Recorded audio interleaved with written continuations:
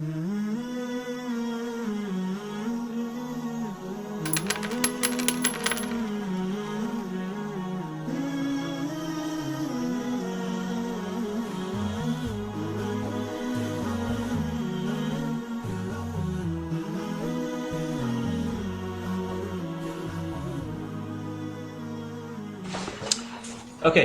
so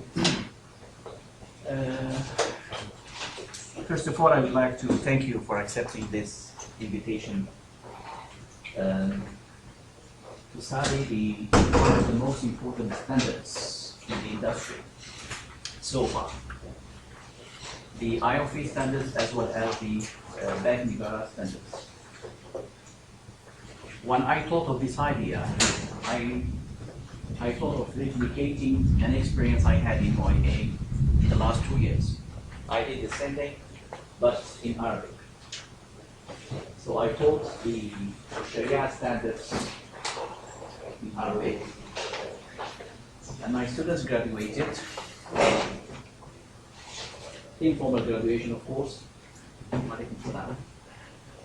when I came here, I thought to pursue the same objective, and that is to continue explaining and, I would say, sharing my ideas on those Sharia standards. Suddenly, BNM Malaysia came up with a new standards, which are called the Sharia Standards. So I thought of having a comparative study or comparative kind of analysis between the two standards. Why I chose these two standards? The first reason is because AAOIFI represents, I would say, the Middle Eastern and the Gulf market, Islamic Finance market.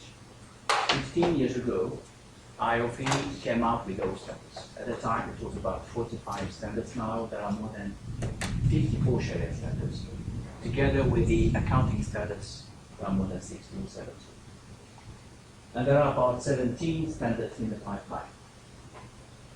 But those standards, as I'm going to explain, represent mainly the Middle Eastern and Gulf practice. So Malaysia 2015, actually 2009 to be more specific, thought of having something similar to those standards, reflecting mainly the Malaysian perspective in Islamic finance. I'm sure in the course of your studies you have come up to this idea that there are two markets in Islamic finance: the Malaysian Southeast Asian market, dominated mainly by Malaysia, and Middle Eastern market dominated mainly by Saudi Arabia, United Arab Emirates, Bahrain. As if we have two markets, which is true. Now it seems that the two markets are governed by standards. The question or the issue that we'd like to discuss is, are they different, really different? And to what extent these standards control the markets in those? So this is not about studying the effect of those standards, but rather studying the standards themselves. So that is the main reason. Maybe you ask me why you chose these two. So that's the reason, because these standards are controlling these two markets, which are the main markets in Islamic finance. So that's the main justification for this. Point number two, what are we going to do in this short period? I mean, this is not like a 4 years program, this is a very short program. Since these standards are many, there are many standards. There are now about, in Malaysia, there are about 13 to 14 standards, Sharia standards. AAOIFI standards now, there are about 54 Sharia standards. Are we going to study all those standards? Definitely no. We don't have the time. So what are we going to do? We're going to simply compare the two standards and see which one is, to share with you the main differences rather than the similarities. Similarities are well known, but what are the main differences between the two standards? I'm sure some of you one day will go to Middle East, so they will be more familiar with the AAOIFI standards. Some may be stationed here in South Asia, so they will be more governed by these standards. So it's better to see the main differences.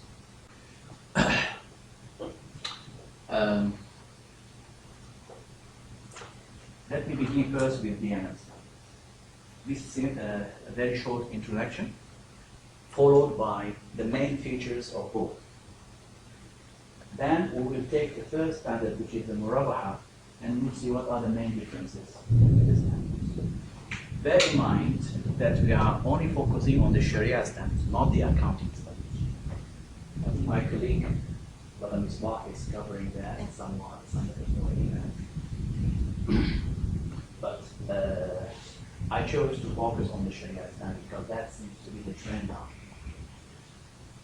There are not many accounting standards, but there are many Sharia standards.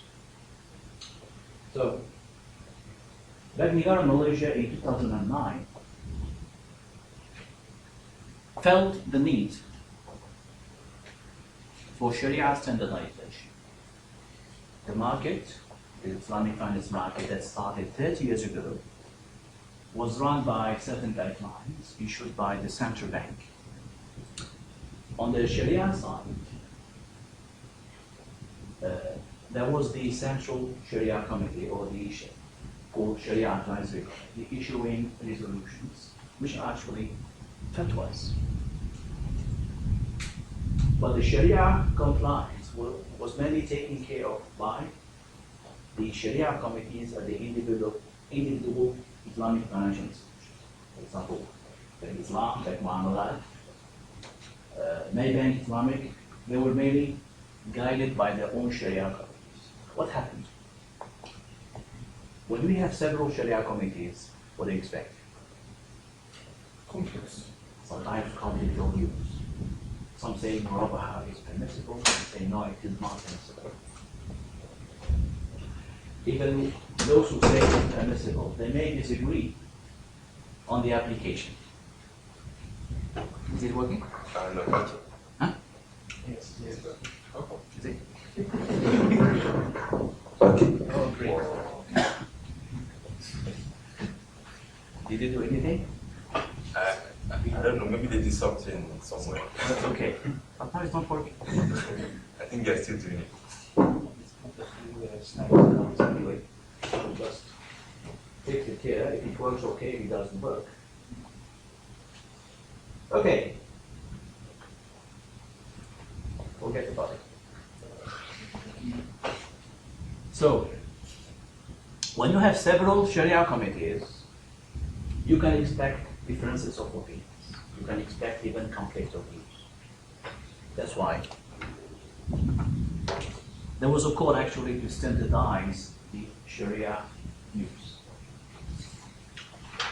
That is the main reason. So that's why they came up with, at that time, 2009, they came up with the so-called Sharia parameters.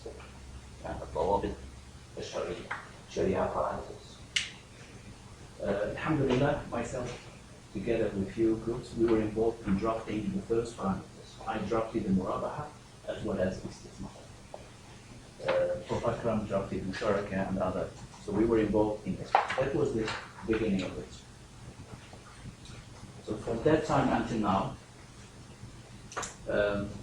those parameters developed into what is known today as policy documents. Policy documents. Those policy documents, to cut the story short, they were published in April 2016, just a few months ago. 5 standards have been published. In August, the rest of the standards were published. Now we have about 13 to 14 Sharia standards. If you want to have an idea of those standards, simply access Bank Negara Malaysia website. All the standards are there. So the main objective is to standardize Sharia practices. I'm going to give you the features, some features of those standards, so that we can have an idea. So initially introduced by BNM as a non-binding parameters, 2009, 10, those parameters were not binding. Any institution wants to practice them, it's okay. Now it's different. They are binding. Developed and published as policy documents in 2016 and translated by ISRA in Arabic and Bahasa Melayu this year. In fact, they were published in 3 languages. Of course, you may ask why Arabic, why they were published in Arabic. That is to reach you, the Arab world. Let's tell the world, this is our version. These are our views. This is the way we. Okay? I'm still in BNM because we are in this country. We start with that. Malaysia, even though AAOIFI was much, much older than those standards.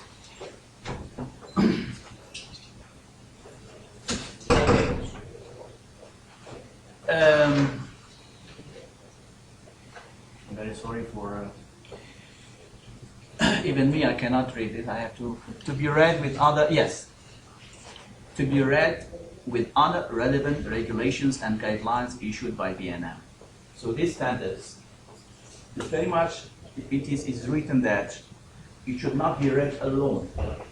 This must be read with about 10 to 11 regulations and guidelines issued by the central bank. For example, one of these guidelines is the Sharia Governance Framework, SGF 2010. That refers to the Sharia governance. So one of the features of this is that you should not read this alone. You should read it with about 11 guidelines. Otherwise, you get confused. Of course, in a standard like this, not everything can be read. Just like the Islamic Financial Services Act, it's 2013. At the beginning, they said you should not read the act alone, you should read it with other relevant guidelines. But this one, we don't have that feature. It doesn't refer you to any guideline. It's a very general one. Then you have here one of the main features of the Sharia standards of Malaysia are actually, they present those standards based on the features of each contract. For example, Murabaha, the main features have been identified first, such as the asset and the price. Under the asset and the price, all the Sharia rulings are listed. Under the price, all the Sharia rulings are listed. Okay? But according to AAOIFI, as I'm going to mention later, they focus more on the procedure of the contract. How to start it, how to end it. So, and under this, for example, it starts with an undertaking. Then they mention all the rules of undertaking.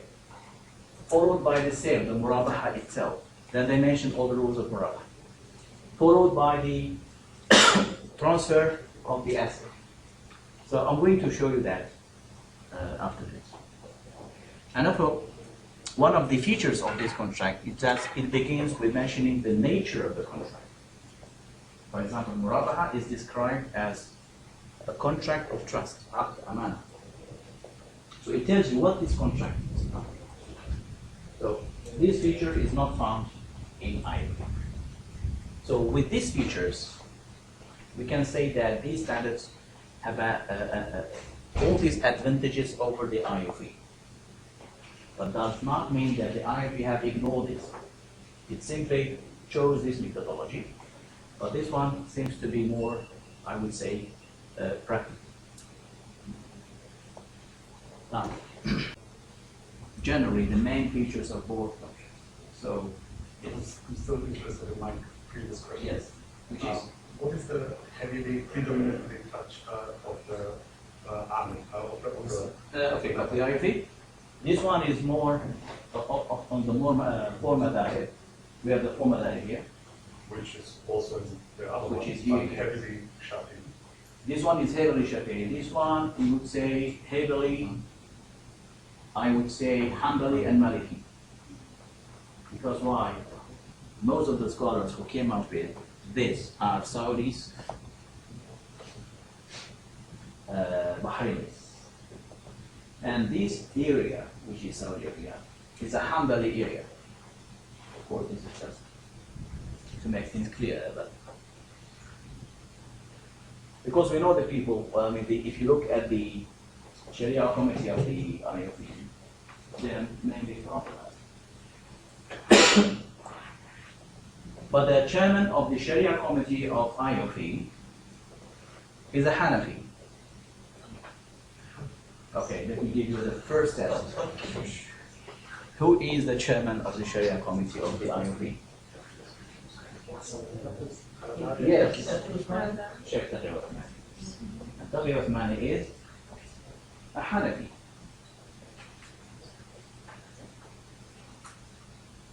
And who is the chairman of the Sharia committee of this? Of the SAC of Malaysia? Do you know who is it? Daud Bakar. Daud Bakar is? Shafi'i. So we have Shafi'i versus Hanafi. But believe me, these scholars do not, even though they are Shafi'i and Hanafi by I would say, by background, but when it comes to when you dissect those standards, you will find all the mazhab. In fact, you will find a Maliki mazhab very dominant here. In many views, I'm going to explain, like on the issue of what, whether it is finding or not finding, it's the Maliki view that has been taken. And all the standards took the Maliki view. Yeah. I'm wondering that in Muamalat, as a Muslim, as an individual, we are following one mazhab. I expect in some certain time we are allowed to imitate another mazhab to make it easy. But how it works in Islamic Finance Standards? Because we are saying that we are all mazhabs are in those standards. Yeah. Is it okay to do that, or how should we understand this situation? Because there's obviously differences. A very good question. Let me put your question in a different way. Is it okay to put all the mazahib on the table and start picking up the best of the best, like shopping? I like the Maliki view in pricing, let me take it. I like the Shafi'i view in the offer and acceptance, right? Let me take it. This is the way it works. Is it like shopping from the mazahib? Now, the word shopping in the classical jurisprudence is called talqin. Takhayyur. Takhayyur means you choose. From several. Takhayyur is not acceptable.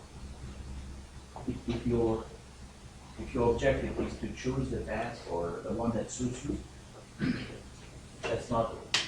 However, what is going on here is that the scholars, they took the advantage of the flexibility of Sharia that if a transaction will not achieve its objective according to one madhab, it is okay to take it from another. An example of the what? Let's take this example. Assuming you are a trader in the import-export. Let's say you import cars.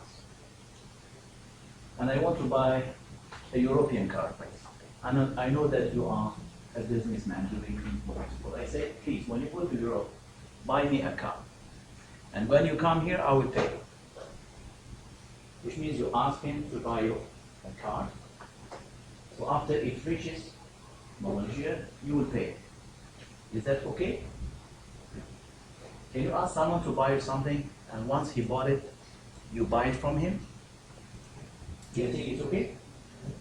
Yeah. What do you call this? Huh? Promise to buy. Yes.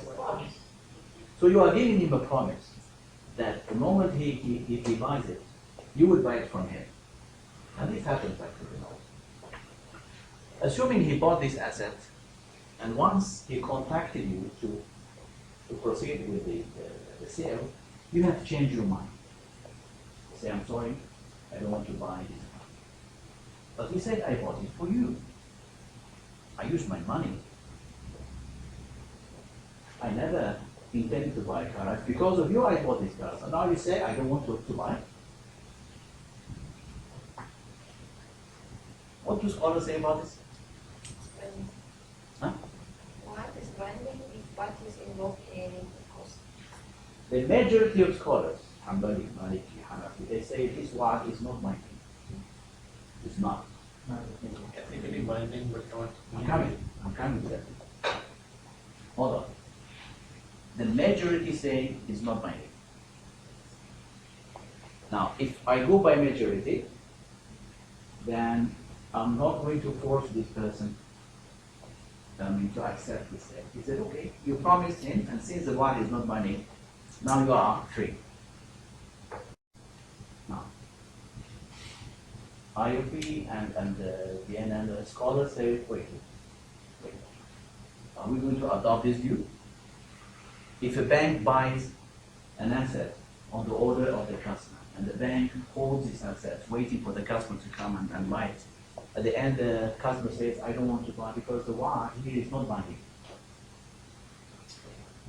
So they look at it carefully. Actually, 15 years ago, the AAOIFI came up with this decision that the word is binding. And on what mazhab they do that? Even the Maliki doesn't say that. But the way Shafi explained Scholars from the Maliki mazhab. Only few scholars. Excuse me. Yes. What if none of the scholars would say that it's binding? I mean, are we limited with the tradition?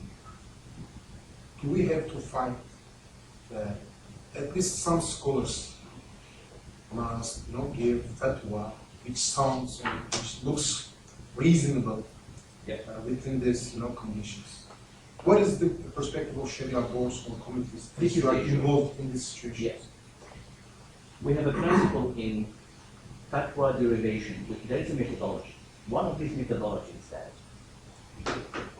if we find a view of a scholar and that view happens to be more appealing, more in line with the objective of the transaction, and it has a Sharia basis, which is maslaha, which is the interest, and that none of the parties will be at a disadvantage, then there is no harm taking that view, even though the majority opposes.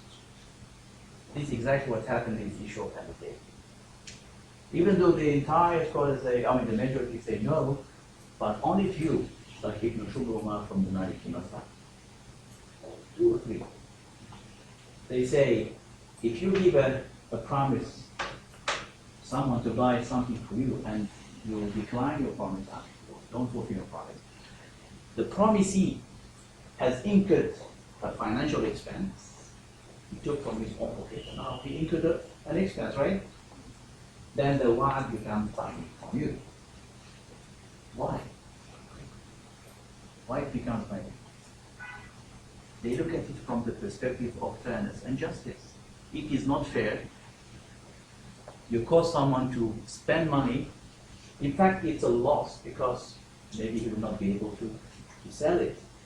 Maybe that asset depreciates in value. Is that possible? You buy a car today, after 1 week, it decreases in value. Is that possible?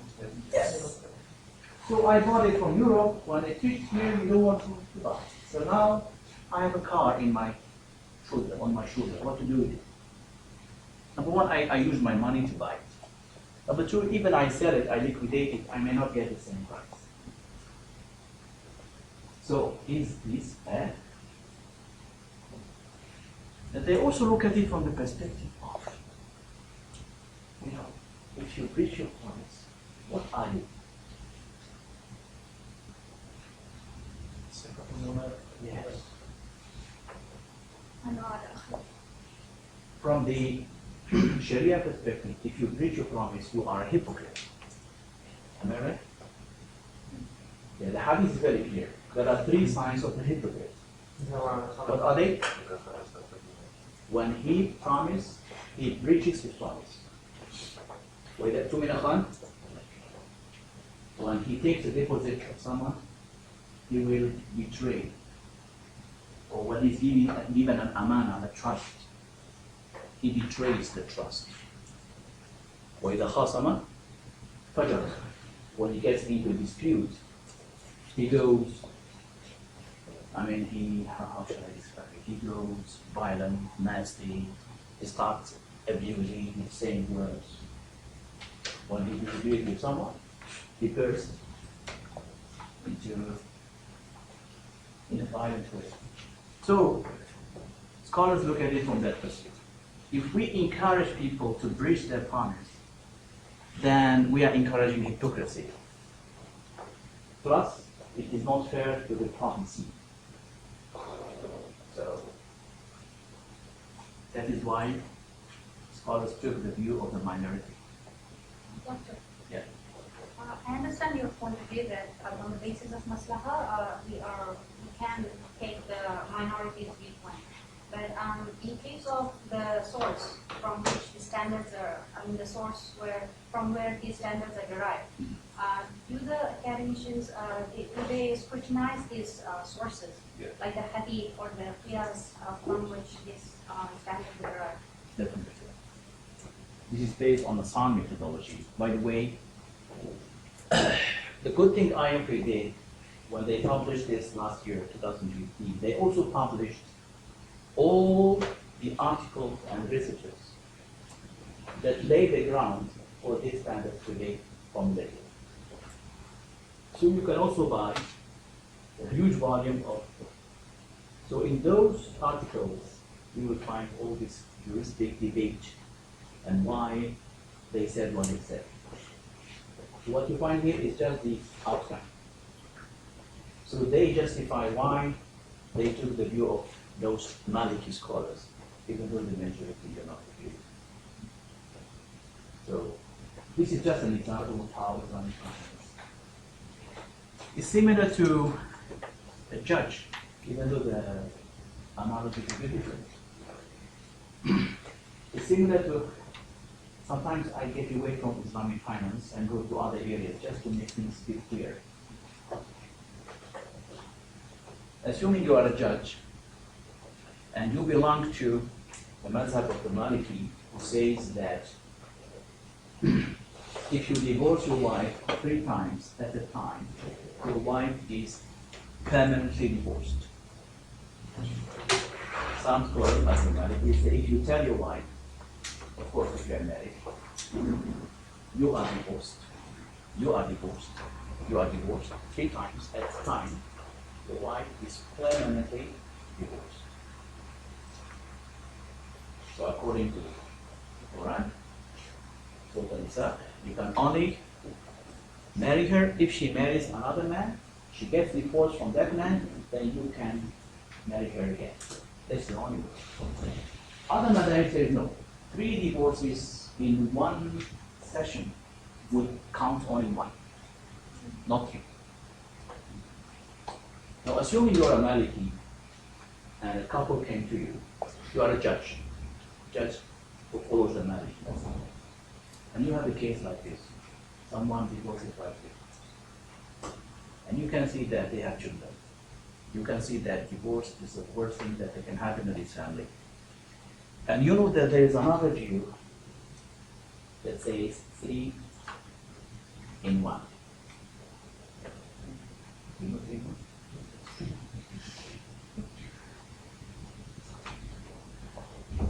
You know 3 in 1? Yeah, that's correct. Yeah. So you have the Nazca with you. Just makes sense. Yeah, makes sense, right? Why? The taste is good, right? 3 in 1. At that moment, if I were a judge, I would take the view which is against my madhab, that says 3 in 1. If I choose that view, I'm going to protect the family, give them another chance. If I am so strict, I would say no. Sorry, you are permanently. And I know they have children. I know the economic situation. I know it's the beginning of the suffering of this family. If you were a judge, which view you would take? This is where we need flexibility. On the other hand, listen, if society took this for granted, a husband will tell his wife, whenever she makes him angry, you are divorced, you are divorced, you are divorced, sit down. They take advantage of it. Now, it would be better for the judge to consider 3 means 3. This is to stop this to become a norm. When people take something, they take advantage of something until it becomes a norm, then the judge or the ruler has the right to stop it. That's exactly what happened during the lifetime of Umar ibn Khattab, when he realized that people are taking advantage of the 3 in 1. So he ruled that if you divorce your wife 3 times at a time, it is permanently divorced. Because he saw that people took advantage of it. Similarly, in finance, it's the same thing. If there is a view that will cause you, as an individual, or the Islamic bank, huge losses, and it put a party at a disadvantage, it's better to take the view that saying it's wealth. So this is how we have to look at, this is the methodology of gold standards, yes. Prof, even in the time of Imam Malik, we all know that Imam Shafi'i was the student of Imam Malik. And sometimes they come to Imam Malik and they ask him about some issues. And Imam Shafi'i was present there. And the way that Imam Shafi'i was looking to the issue and judging was different than Imam Malik. And then Imam Malik, when he saw that the interpretation of Imam Shafi'i is better than him, he was saying, yeah, follow Imam Shafi'i. It's not about following room, but it's about the best in our time now. Yep. And frankly speaking, economy and finance is a very complex word. One madhab doesn't take care of it alone. You need both in the back. And there's no harm. But if you do that for convenience, that's not okay. You do it for maslaha, you do it to protect wealth, yes, but don't do it for convenience. Yes, I mean, just for me to understand. please. When we divide fiqh into 2 parts, like ibadah and fiqh, one, okay? I understand that you should not jump around. Maybe the easiest way in the fiqh ibadah part. Yes. But in fiqh mu'amalat, as soon as, why not? The format there is under the same aqidah of Ahl-Sunnah. So we need to be on the same green circle. If I pick the easiest for me, why should there be a problem? I understand, maybe you can approach me and say, that would show weak akhlaq, because you're picking up only the best fruits. Yeah. Okay, I agree, my akhlaq is a little low here, but I'm still in the circle of the right one, So don't you think it is okay actually to pick whatever is more convenient for me? Because I know what is convenient for me, and the judge has maybe difficulties to find out what is convenient. The issue is, assuming every one of us will have the same approach, then things tend to go beyond control. There are some mazahib which are conservative, some are lenient, some are in between. So imagine just in, let me give you an example of where things may go wrong. That's the body you must have, assuming the body you must have. Or in prayer. Even in prayer there are differences. But imagine in prayer, you start your prayer according to the Shafi'i madhab. You put your hand like this. You hold your hand, right? According to the famous view in the Maliki, you release your hands. Now, assuming the first rak'ah, you hold your hands. Second rak'ah, you release it. It's just an example. Or imagine people will keep switching between this practice and that practice in the same prayer. it may defeat the purpose of compliance to Sharia because you are choosing what you think is convenient. Convenience is something subjective. You know, sometimes convenience drags you to haram because you are following your whims, your desires. What is convenient to me? There are many views. If you take, then you will be, I would say, addicted to the simplest and the most convenient views in Sharia. For example, that's an example. There are some that in prayer that would allow you to postpone your prayer. For example, the Hanafi view. The wajib, the waqt which is wajib, the time of prayer is the last part, not the beginning. Which is okay, right? But you live in a society where when the time of prayer begins, that is the wajib. It's the wajib. The compulsory time is the beginning of it, not the end of it. But if you try to apply the Hanafi view in a society where they follow the Shafi'i Maliki, it may create some confusion. So convenience is subjective. We have to be very careful. Convenience will be the main driver. Because humans are, they tend to choose the most simplest, convenient, and so on. I'll give you an example, another much last example. During the lifetime of Sa'id ibn Zayd, if not mistaken, there was a king, a ruler. The ruler, during the day of Ramadan, he breached the fasting. He had intercourse with his wife. Okay? After that, he consulted his scholars. Some say you have to fast 60 days, and some say you have to only to pay kafara. Okay. So at the mazhab that he was, his scholars, the kafara means you feed 60 people. When it comes to the sequence, you either fast 2 months or feed 60 people. Right? So the king asked him which one. Then according to the sequence,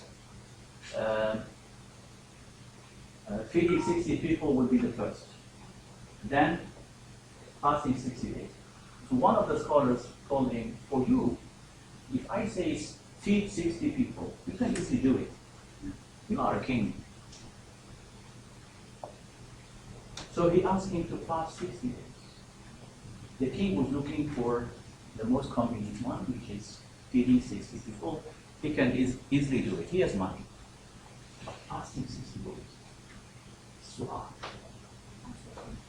So much so that if you break one day, you have to repeat all of the day, which is the Maliki view. The Maliki view is a revolving fasting, if I may call it. So convenience is very dangerous. It leads us to choose what is convenient for us. Okay. Now, I selected Murabaha. By the way, we're supposed to stop at 5, isn't it? Yes. Or We're supposed to stop at 5 and have tea break or something. at what time? Now? So it's like 1 hour, we stop for a tea break, then we continue. Or we can continue, since we're having just 2 hours, Yeah. we can continue then after the session. I'm afraid it First will be one. too heavy on that. Which one you like? Huh? We break for soda. We break for soda. Okay. All right. Maybe you break for tea, then salah, then we come back. We can break 4:15 then come back 4:45. 4:15. Huh? All right. No, it depends. It's up to you. Because 4:45, then we go until 4:45. We can shorten the break because it's only 2 hour session. So we can shorten the break, right? So 20 minutes will be enough to pray Asr and Okay, maybe we meet at, maybe we stop now. We go for a break and salah. 4:30 we come back. We are left with half an hour. We complete the Murabaha. My purpose is really to make it light and easy, not so heavy and because it's not a formal class for me. It's like chit chat. Okay, so we stop here.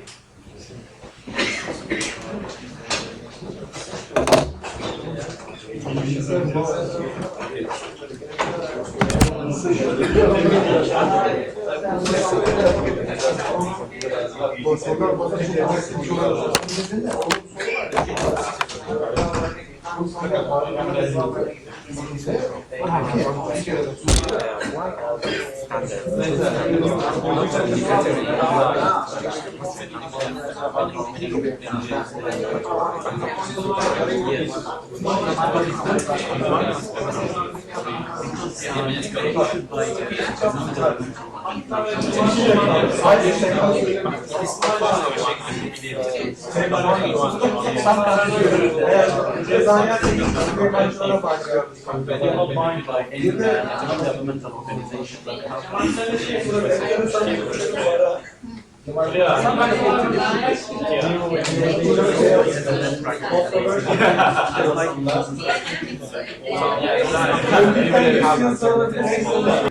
Both IOP and BNM standards. And now, our methodology from now on will be like this. I'm going to take those standards, probably not all. I'm going to select few and see how IOP and BNM standards differ. In terms of similarity, I'm not going to refer to the similarities, but rather to the differences. Of course, the most important contract will be the Murabaha. Based on what we have mentioned before the break, that IOP standards are more conservative compared to BNM standards, which are more flexible. This is well reflected in the Murabaha standards, where we see the flexibility versus conservatism. But in general, this comparison is not exhaustive. I'm not going to mention all the differences. There are few issues. For example, when it comes to the nature of the contract, we find that BNM mentions the nature of each and every contract. For example, in the Murabaha, it states that the Murabaha is a trust contract. It's an amana contract. Whereas we don't find this word in IOP Murabaha standards. One of the objectives is to really mention the features of the contract. The feature of Murabaha is trust. Why? Because both cost and profit are disclosed. So the seller is bound to disclose the cost as well as the profit margin, the markup. Why does he have to do that? It's on trust basis. He has to be truthful that I bought it, or it cost me this much, and I'm going to charge you this much. This is a sample or an example of trust in Islamic financial contract. But this word is not stated in IOP, not because they ignore it, because the main concern would be the rulings themselves. Okay, the focus Murabaha in BNM is more on the features. And those features are listed, as I said, they mention the feature and the rules pertaining to that feature. For example, when they mention the asset, they mention all the rules pertaining to the asset. That the asset must be valuable, identifiable, deliverable, okay? And no, yes. So all these are mentioned when they talk about assets. When it comes to price, BNM standards focus on the obligation to disclose the cost plus the market. That the price must be known. Okay? Whereas IOP, they focus on the procedures of the contract. according to IOP, a Murabaha contract has three important stages. It begins with the wa'ad, which is the undertaking. It goes to the first sale, then the third. As you all know, in the typical Murabaha contract, we have, let's say, the Islamic bank, and we have the customer. So it all begins with an order which the customer will place with the bank, assuming he wants to buy a car. So we have here the wa'ad stage, whereby the customer will promise the bank to buy the car once the bank will buy it from let's say, a supplier. Let's say a car dealer. So step one will be the wa'ad, whereby we have a special contract called the undertaking contract. So IOFI started discussing the Murabaha standard by dividing or by mentioning the steps. Step one would be the wa'ad. They mention everything pertaining to wa'ad. That would include whether the wa'ad is binding or not binding. So according to IOP, the wa'ad is binding. The same thing as BNM standard, they say the wa'ad also is binding. Now when it comes to wa'ad, I have something about wa'ad, which I'll mention later. Then the second step would be the bank will buy from the supplier. So this is say the purchase. Once the bank purchases the car, it sells it to the customer on Murabaha basis. That would include cost plus profit. So one contract, 2, 3. So IOP follows this cycle. And in each, it mentions all the Sharia rulings pertaining to each and every contract, which is not the methodology of BNM Murabaha Standard. BNM Murabaha Standard, it mentions the price, it lists down all the rulings about the price, the asset, as well as the relationship between Murabaha and other contracts such as kafala, rahan, and so on. So there is a difference of methodology in presenting the standard. It's not the same methodology. But overall, they spoke about the same thing. Some differences here and there. Now, that's why the focus is mainly on the features, here on the procedures. So undertaking, purchase, and sale. Now, I'm going to mention now the differences, some differences between BNM standard, BNM Murabaha standard, and IOP Murabaha standard. For example, customer as an agent. The practice is that in a typical Murabaha, when the customer approaches the bank to buy the car for him, the question arose, can the bank appoint the customer to buy the car directly from the supplier or not? Can the bank appoint the customer as an agent? Here we find some differences between IOP Murabaha standard and for BNM standard is a clear yes. So the bank can appoint the customer to buy the car from the supplier, of course on behalf of the bank. No reservation.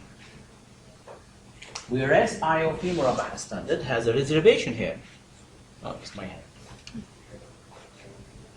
It's a clear no. At the beginning they say no. The bank cannot appoint the customer as an agent to buy on behalf of it. However, they said this, except in dire need. So they added this. When there is a need, even though IOP standard did not explain what kind of need. Alright? But they said in dire need, but they started with a no, you cannot do it. You know the reason why? Why they don't want the bank to appoint the customer as an agent? Oh. It'll become a gift contract instead. I mean, you find the asset yourself, and you just go to the bank for the loan. Yeah. It'll be by conventional law. This is where we start feeling the conservatism aspect. They are too conservative here. They want the bank to take full responsibility and to depict the true sale. They don't want other agents to come in. At the end of the day, it looks like a financing. It looks like a loan with interest. This is where the tawarruq itself, the commodity murabaha, is vehemently objected by IOP. One of the main reasons is because the bank will appoint the agent as a customer. Because when you start adding contracts here and there, ultimately, it looks like a loan with interest. So they want to cut down on these intermediary contracts, if I call them. So if we say this is a purchase, don't appoint any agent, buy yourself. When you buy, you sell to the customer. But if you appoint the same customer to buy for you, then to sell to him, people start having some problems. What are you trying to do here? But in Malaysia, you say, boleh. Boleh. Then. That's no issue because, why? Because the agency contract is separate from the purchase and the Murabaha contract. Okay? So this is one of the differences. Supplier. There's no difference between the supplier, it's just that when it comes to the supplier, I did not mention it here. IOFI was very sensitive to the supplier. They said the supplier should not be linked to the customer in any way. They have about 3 or 4 paragraphs talking about the connection between the supplier and the customer.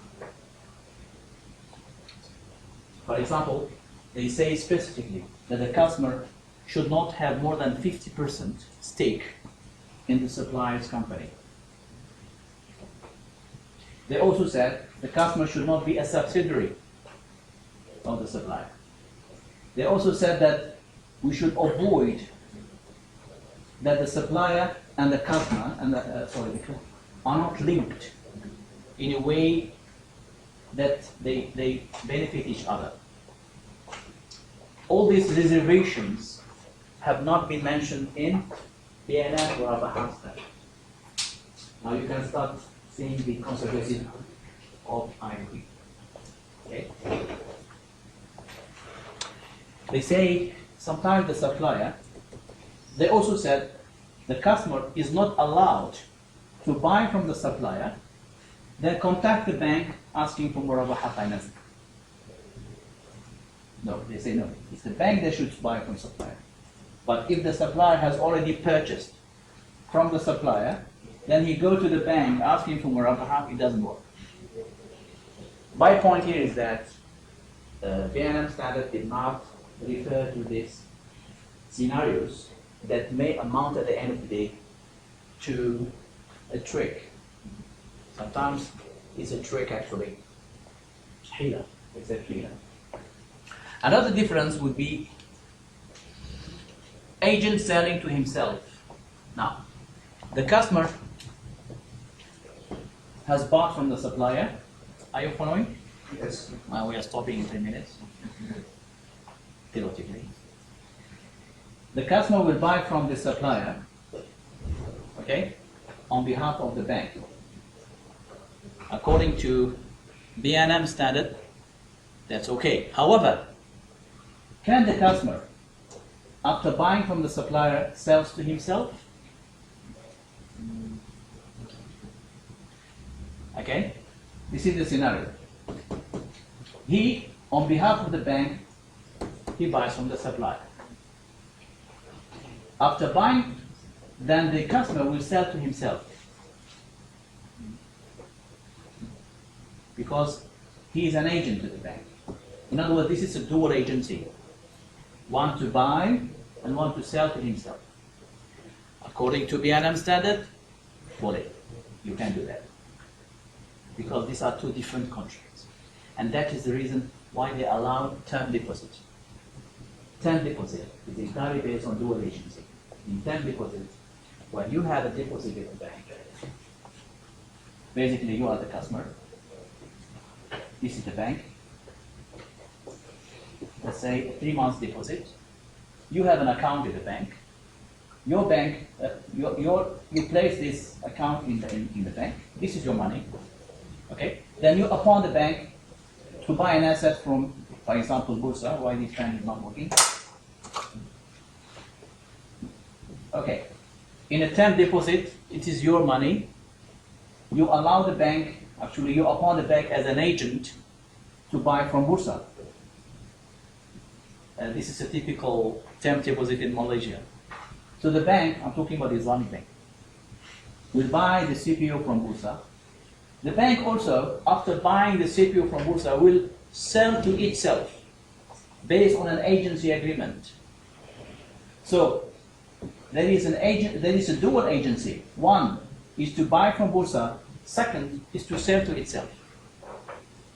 This structure, which is practiced in Malaysia, is permissible according to Murabaha standard in Malaysia, but not permissible in AAOIFI.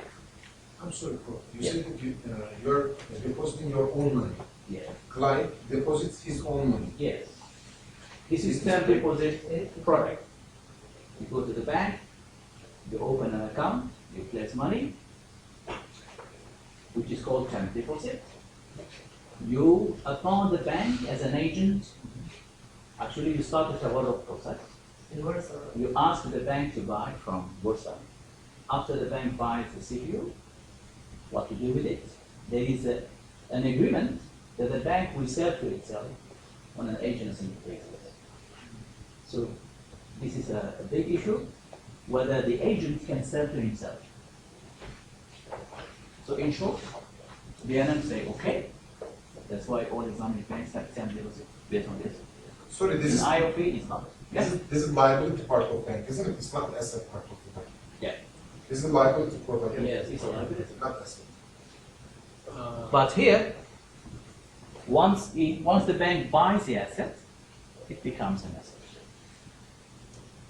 But still liable, it is still liable to the customer. That's why the customer gets profit, because the bank keeps paying the profit margin on 3 months basis, maximum 3 months.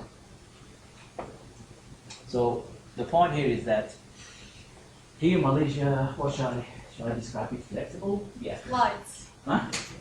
Too light. Too light. There's one confusion. Yeah. Just like the way they perform that commodity tawarruk for the asset side, why don't they do that exactly at this liability side? Because there they involve a different party for because there are two traders in that trade, right? For commodity Murabaha. But for this one, there is only one trader involved. Is it so? If I One trader involved? in this transaction, Yeah. because from whom the bank is buying, and then instead of that, instead of that arrangement, if they involve two traders here, one from whom bank buys, and instead of buying it by itself, it sells to the other. It can be. You mean another party? Yes. So then that issue would be resolved, right? Then obviously there won't be any question of appointing itself as an agent. Some, even though it's not right, but in tawarruk, yes, some bank like KFH, when they come to practice tawarruk, assuming this is tawarruk transaction, the customer places an order, the bank will buy. Okay, forget about term deposit. Now it's a tawarruk transaction. The customer enter into this tawarruk transaction. The bank will buy on behalf of the customer. Then the bank sells to the customer. This is typical tawarruk. KFH will do this.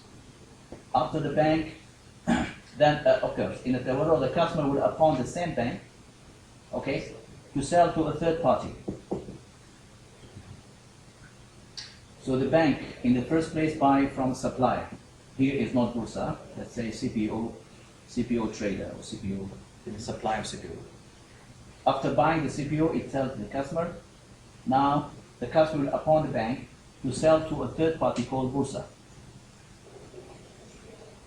This is okay in the Malaysian practice. KFH say this is not okay for us. What did they do? Once the customer buys the asset from the bank, he will not appoint the bank as an agent. He will appoint another party who is independent from the bank. It is this party that sells to Bursa. It's a fourth, it's a fourth, I would say, leg. There are two legs, 1, 2, 3, 4. But in Malaysia, 3. The customer will appoint the bank agent, the agent will sell to Bursa. And Bursa is not allowed to access directly CPO. Bursa plays only a platform to facilitate the transactions. Actually, it's like an agent and also a buyer. As leg 3, it buys the CPO from the customer, from the customer, of course, and only the bank as an agent. But Bursa is like a buyer and facilitating the process. That's why it's called a platform. Now time is 5. I don't know how to go now, how to go about it. Shall we stop? Shall we go for another 5 minutes? Because I'm planning also to consult you on the next classes, on the next meetings. I understand some of you have exams soon. The final exam you are able to do? December? Or December? And Inceif will be when? December 8th. December 8th. Starting Very soon. Like, anyway, we are lucky we have met today. We'll probably, so the next meeting will be next Friday. Can you come next Friday? But anyhow, this is it's up to you. I would appreciate if you come, but if you feel like you have exams, there's no issue. So we go on with our program. Next week will be another meeting. What else? Anything you'd like to say? Huh? The certificate. Yeah, certificates. Yeah, I think there's an agreement about that will be issued by Inceif itself, but we are trying to get Islamic important yet. So far, it's only Inceif that it's not important to issue it, but huh? Learning is Yes. Now, as long as you will have something at the end of the day, some knowledge and something with proof to evidence that knowledge. Certificate. There are assets to prove and there is knowledge to prove. So that certificate is like to evidence how much knowledge you got. But anyway, just quickly, I just go through. I will not explain, just to see the main differences. The Murabaha receivables, because in Malaysia they allow sale of debt. So anything structured on Murabaha, especially Sukuk Murabaha, is permissible to be traded. However, according to AAOIFI, it is not permissible because it's sale of debt. And sale of debt is not permissible according to the majority of scholars. Refinancing of Murabaha. So these are few differences. Of course, I don't want to take much of your time. This just to give you a glimpse of some differences that it is only in one standard. Inshallah, in the next presentation, I will take another standard and see and show you the differences. But please refer to the standard, and if you have time, of course, read more. Maybe one conclusion we will make is that, as we can read in the standard, Malaysia is trying to take advantage of the juristic differences. So they are free actually to take the view of scholars. In the same time, they're also looking into what suits the Malaysian market, banking market, because taking the environment into consideration is also part of Sharia. So you cannot import a view that suits the Saudi and try to implement it in Malaysia. Just like the Malaysian view cannot suit the Saudi. So this is how it goes. Okay, I think I stop here so that you can ponder over these issues, even though I have not touched on a few things, but the objective is simply to give you an idea of how the standards are different. Okay? Yeah. Well, is it possible for you to give out a slide for the listeners? Yes. I was kind of Can we have online access to all these standards? I mean, are they available on the website for council? Unfortunately, IOFI can be arranged. You have this PDF file. you in the library, it's not available online. No, the standard. The last time we discussed that's what was good. The English one, no, I have the Arabic one. English one, I don't have a copy of The this. English version, I don't have it. You want to get for? Yeah. I can try. You have it? No, I have this. I'll forward on the group. Are you okay? I have this The new one, huh? The scanner. I don't know exactly, but PDF available. This one, got it? I don't think so. No, I don't think so, because that was for Hassan's copy. So It's assumed that the bank has already incurred an expense. It's assumed. Because he bought from his own pocket. So that is the expense. Yeah. Since you ask question, in Malaysia you can. Yeah. In IOFI, you only can do it provided it's not conditional, which means at the beginning you don't agree with it. But once you came to settle your financing, out of my own choice, I decided to give it. Based on my own discretion, I decided. We didn't know I want to give you a in the first place. Only when you came to settle, then I was so generous with you. I said, okay, instead of paying me 100%, pay me 90%. I'm okay with it. In Malaysia, no. They say you can. Where is it? Brak. However, they say you can. You can put it in the. There's one statement I should have added to be fair with the BNM standard. They say, if requested by the relevant authority. I have to be very honest with this. The Malaysian standard said you can include the IBRA clause if requested by the relevant authority. Which means if it is not requested, don't add it. Don't make it conditional. It's a long debate on whether it is permissible from Sharia point of view.